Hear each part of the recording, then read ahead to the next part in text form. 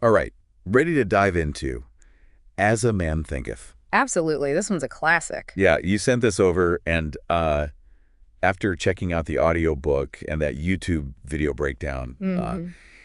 it's clear why this book, from way back when, Yeah. Yeah, still resonates today. for sure. I mean, it's all about how our thoughts, just like what's happening up here, Oh, shapes our lives. it's pretty amazing how Alan goes so much deeper than just like positive thinking. Right. It's more about how our thoughts are like the seeds of everything, That's of our right. character and the situations we find ourselves in, even our health.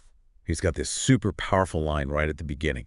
As a man thinketh in his heart, so is he. Hmm. It's like he's saying our thoughts are like the blueprints for our reality. Yeah, and he doesn't just sort of throw that out there. Yeah. He gives like really specific examples of how different types of thoughts. Yeah. He uses this term bestial thoughts, which, may be a little outdated. But basically, thoughts rooted in fear and greed and anger Okay. can lead to like destructive habits like addiction or being dishonest. So is he saying we're all just kind of destined to be ruled by these like baser instincts? No, not at all. Yeah. That's where the message of empowerment really comes in. Right. He believes we have the power to actually change our thought patterns. Okay. Like, we can choose a different path. Right. It's this ongoing thing of awareness and then like cultivating the good stuff. Okay, so how do we actually do that? Yeah. It can feel like our thoughts are just swirling around. Right. We don't have much control over them. Well, he uses this really awesome analogy of the mind as a garden. Okay. So like we're the gardeners Uh-huh. and we have the power to decide which seeds we're planting. Right. Just like you wouldn't let weeds just choke out your prize roses Yeah. right here. Yeah. We got to be mindful of which thoughts we're nurturing. I love that analogy. Yeah. It makes it so much more tangible. So, but like, if we're constantly bombarded with negative, anxieties about work, Hmm. are we just destined to have like a weed-filled mind? Well, it's not about just ignoring the tough stuff. Okay. It's more about recognizing that we have a choice in how we respond to it. Okay. Alan says that we can actually cultivate these mental habits that make us more resilient so we can face challenges without being like totally taken over by them. So it's like we're building mental muscles. Exactly. Okay. And this leads into one of his most like intriguing points Yeah. about how our circumstances, the situations we find ourselves in, aren't just random. Right. They're reflections of our inner state. He has that really famous quote, "Circumstance does not make the man, it reveals him to himself." Yeah, that's a deep one. That's a deep one. Makes you think. It really does. It challenges us to look beyond blaming everything outside of us. Yeah.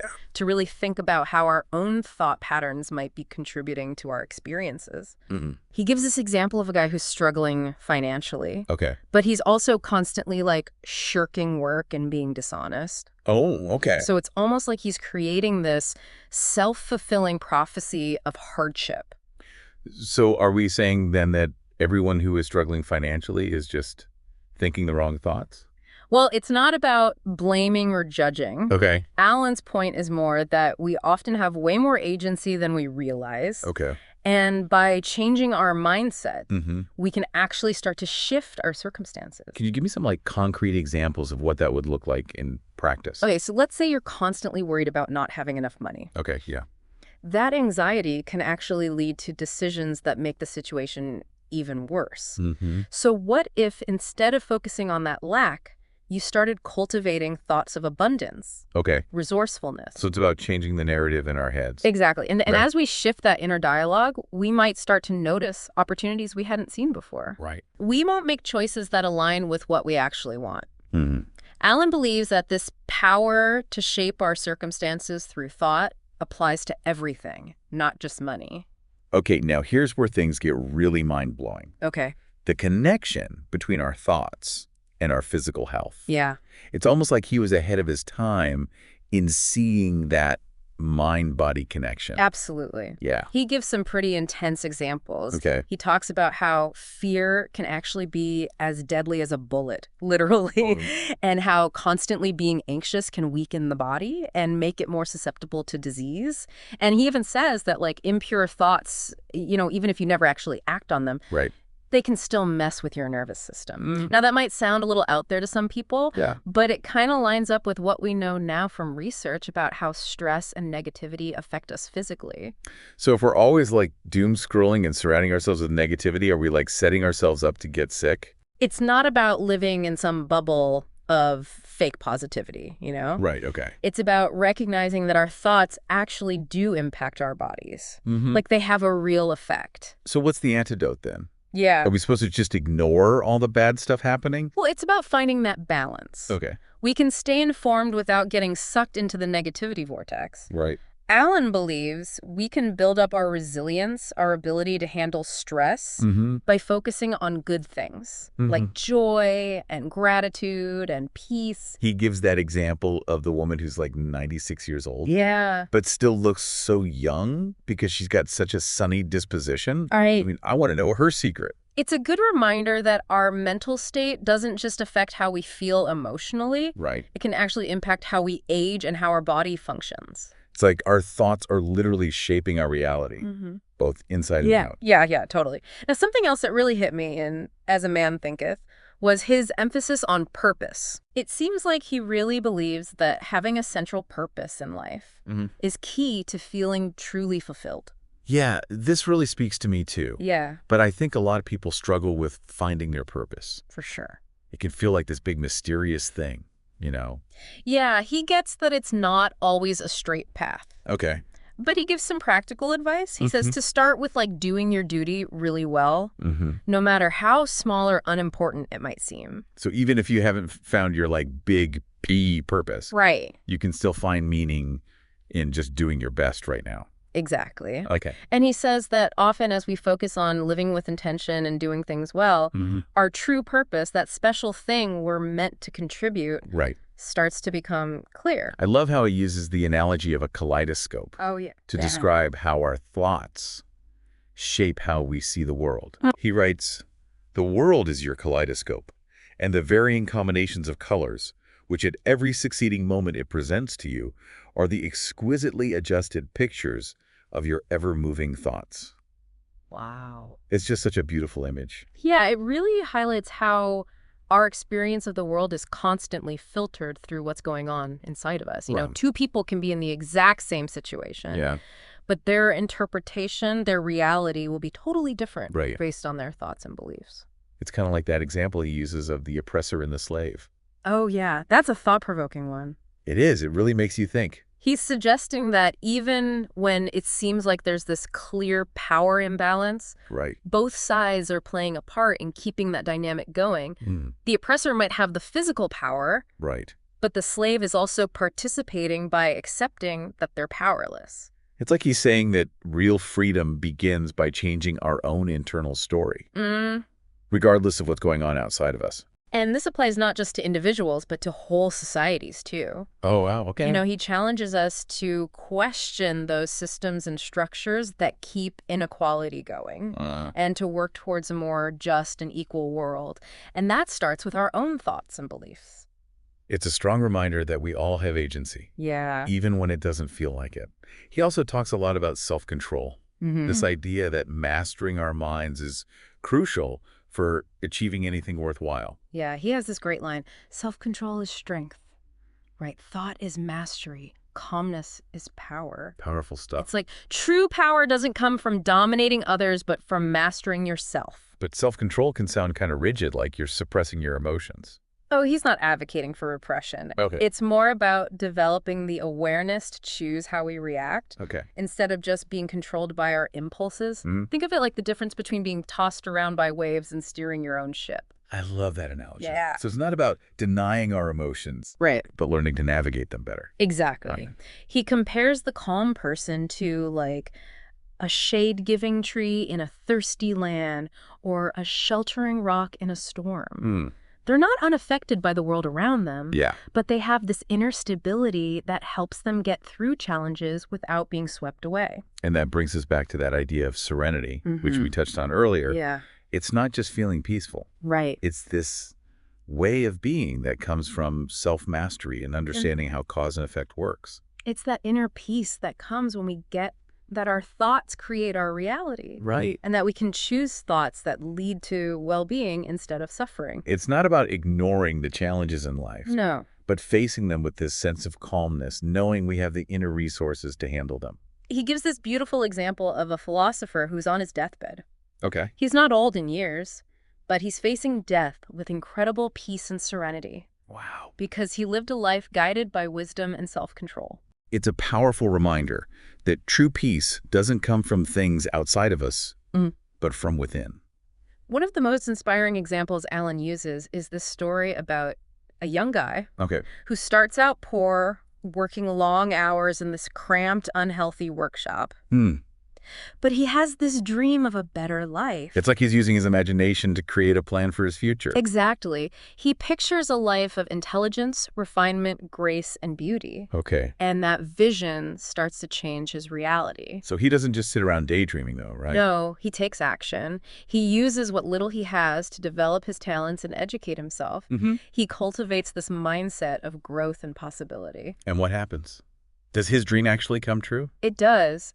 His circumstances begin to shift in a big way. Wow. The workshop fades away, and he finds himself in a world that matches his expanded vision. That's amazing. Years later, he's a leader influencing things on a global scale. Wow. All because he dared to dream and then act on that dream. It's powerful proof that our thoughts can create our reality. Yeah. It's not about wishful thinking. Yeah. It's about aligning our thoughts, beliefs, and actions with what we want to experience. It's about recognizing that we're not just passive bystanders in our own lives, we're active creators. And the tools we have are our thoughts, beliefs, and aspirations. This goes back to what we were saying before about our circumstances mirroring our inner state. Yeah. It's like we're always sending out these signals based on our thoughts and beliefs, and the world is reflecting those signals right back to us. Exactly. And this applies to everything in life, not just what's happening around us, Right. but also our health, our relationships, our overall sense of well-being. So how do we actually cultivate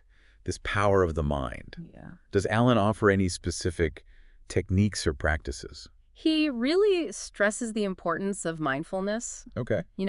paying attention to our thoughts and choosing the ones that help us grow and feel good. Yeah. He also talks about affirmations, like constantly repeating positive statements to reprogram our subconscious mind. This reminds me of that mind is a garden analogy. Oh, yeah. It's like we're constantly weeding out the negative thoughts Right. and planting seeds of positivity. And just like a garden needs tending. Yeah.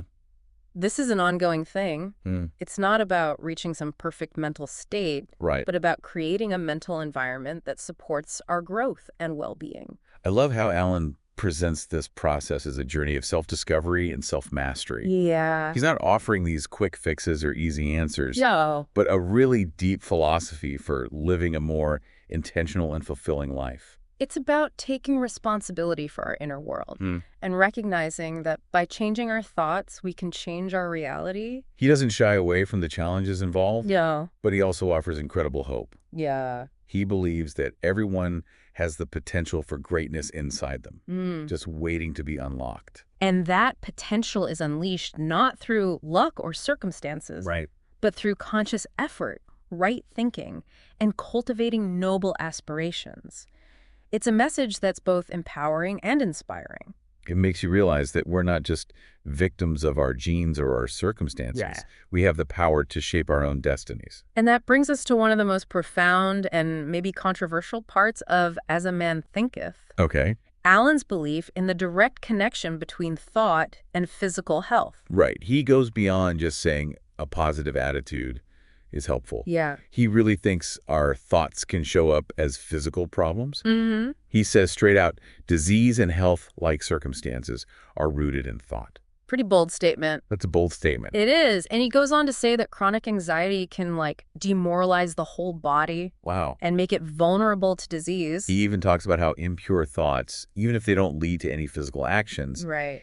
can still negatively impact our nervous system. But then he emphasizes the incredible power of positive thinking, too. Yeah. He argues that strong, pure, happy thoughts can build up the body in vigor and grace. It's fascinating how this idea of a positive mental state influencing physical well-being lines up with what we're learning from modern science about the mind-body connection. Absolutely. It shows how ahead of his time Alan was in seeing this deep connection between our thoughts, emotions, and physical health. Yeah, he wasn't just advocating for a positive attitude. Right. He was pointing to a fundamental truth about us as humans, that our minds are incredibly powerful. Yeah. And by tapping into that power, we can create positive change, not just in our mental and emotional lives, but in our physical well-being too. It's a message that's just as relevant and important today as it was over 100 years ago. And it leads us to one of the most profound concepts in the book. Okay. The idea that we are ultimately responsible for creating the conditions of our own lives. Alan doesn't shy away from this idea of personal responsibility. No, he doesn't. He states very clearly, all that a man achieves and all that he fails to achieve is the direct result of his own thoughts. He's not saying that we're all born into equal circumstances Right. or that life is always fair. Right. What he's emphasizing is that we have the power to choose how we respond to those circumstances, Okay. how we interpret them, and ultimately what we create from them. It's a powerful reminder that we are not victims of circumstance, but architects of our own destinies. And he doesn't just leave us with this heavy responsibility. Right. He offers practical guidance on how to cultivate this power of the mind. Okay. One of his key recommendations is to focus on the faultless performance of your duty. So it's not about waiting for the perfect conditions or Right. having all the answers figured out. Exactly. It's about bringing intention and excellence to whatever we're doing right now in this present moment. Exactly. And as we do that, as we commit to living with purpose and integrity, often our true purpose, that unique contribution we're meant to make, Right. starts to reveal itself. This reminds me of what we were talking about earlier about aligning our thoughts and actions with what we want to experience. Yeah. It's not about wishful thinking. No. It's about taking consistent action in the direction of our dreams. And he doesn't shy away from the fact that this process isn't always easy. Yeah. There will be challenges, setbacks, and moments of doubt. For sure. But he emphasizes that the power to overcome these challenges lies within us. It's about cultivating that inner strength and resilience that allow us to navigate the ups and downs of life without being swept away by them. And this connects back to the idea of self-control that we were discussing earlier. Yeah. It's about becoming the captain of our own ship, steering our thoughts in the direction we want to go. So as we wrap up this deep dive into As a Man Thinketh, what's one key takeaway you hope our listeners will carry with them? I think the most powerful message in this book is that change is possible. No matter what your past has been, no matter what challenges you're facing right now, you have the power to choose a different path, to cultivate a new way of thinking, and to create a more fulfilling reality. That's such an empowering message. And it all starts with the thoughts we choose to entertain. Yeah, it really is amazing to think about, the power we have right here in our minds. Yeah, it's at the heart of what Alan's saying. Yeah. We are the makers of ourselves. Like, we're not just, passively taking in whatever life throws at us. No. We actually have a hand in shaping our experiences. He brings back that garden analogy again. Right. To remind us that we are the gardeners of our own minds. We choose which seeds to plant, which thoughts we're going to nurture, and in the end, what kind of harvest we reap. I love how he emphasizes that we're not just bystanders, Right. we're creators. It's like a call to action to really step into that power, to own our thoughts, our emotions, and our actions. And that leads perfectly into his ideas about purpose. He says that having a central purpose in life is so important for true fulfillment. He writes, "A man should conceive of a legitimate purpose in his heart and set out to accomplish it. He should make this purpose the centralizing point of his thoughts." It's not just about vaguely wishing for something. No. It's about intentionally choosing a direction Right. and focusing our energy on it. Now, I bet some people are thinking, what if I don't even know what my purpose is? Yeah, that's a great question. Yeah. And one I think a lot of us can relate to. It can feel overwhelming trying to figure out our life's purpose. He does have some really helpful advice, though. Okay. He suggests focusing on the faultless performance of your duty, no matter how small or insignificant it might seem. So it's about approaching even the simplest tasks with intention Yeah. and trying to do them really well. Exactly. It's about finding meaning and purpose in what we're doing right now, Right. in this moment. And often, as we commit to living with that kind of integrity and focus, our true purpose, that special thing we're meant to contribute, Right. starts to become clear. So by focusing on doing our best now, we create the conditions for our purpose to naturally unfold. Yeah, that's the idea. And this ties in nicely with his emphasis on self-control. Alan believes that mastering our minds, thoughts, and emotions is the foundation for any real achievement. He has that line. Mhm. Self-control is strength. Right thought is mastery. Calmness is power. It's a good one. Powerful stuff.